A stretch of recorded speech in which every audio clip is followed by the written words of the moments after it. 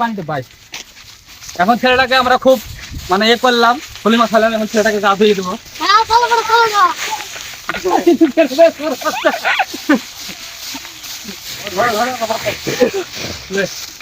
টিপ টিপ আকাশ hot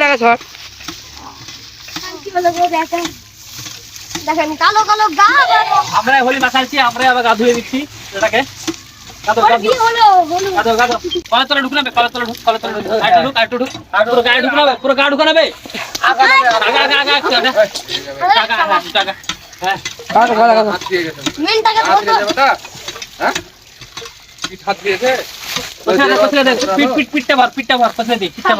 পিঠটা ভর, পিঠ ভর, ছাপড়া ছাপড়া